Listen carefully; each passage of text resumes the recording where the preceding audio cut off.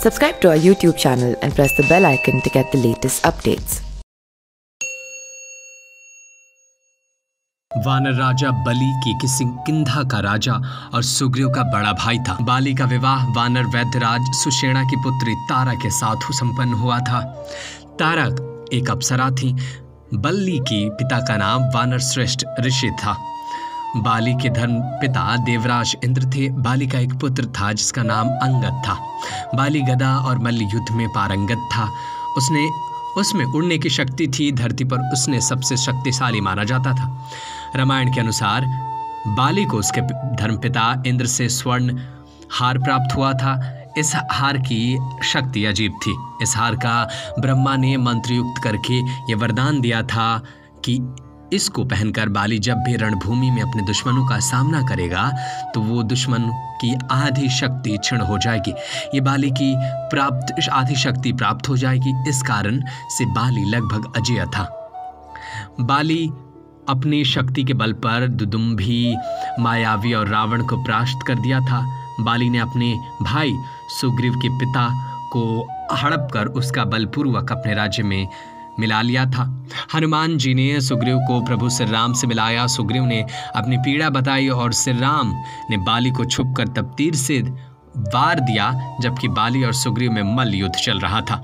चूंकि प्रभु श्री राम ने कोई अपराध नहीं किया था, लेकिन फिर भी बाली के मन में यह दंश था कि उन्होंने मुझे छुप कर मारा।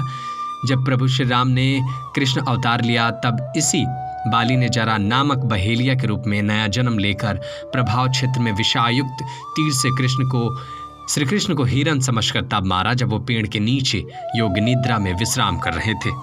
दरअसल श्री कृष्ण ने द्वारिका में अपना निवास स्थान बनाया था और सोमनाथ के पास स्थित प्रभास क्षेत्र में उन्होंने देह छोड़ दी। भगवान श्री कृष्ण इसी प्रभास क्षेत्र में अपने कुल का नाश देखकर बहुत व्यवस्थित हो गए थे। तभी से वही रहने लगे थे।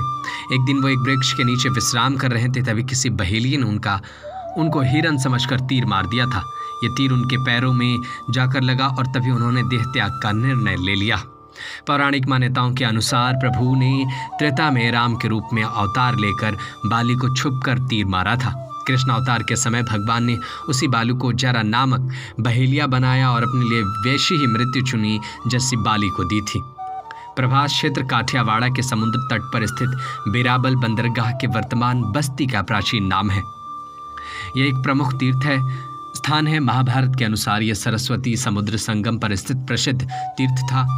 समुद्र पश्चिम गत्वा सरस्वती संगम यह विशिष्ट स्थल देहोत्सर्ग तीर्थ नगर के पूर्व में हिरण्यराय, सरस्वती और कपिला के संगम पर बताया जाता है। इसे प्राचीन त्रिवेणी भी कहते हैं। इसे भालका तीर्थ भी कहा जाता है।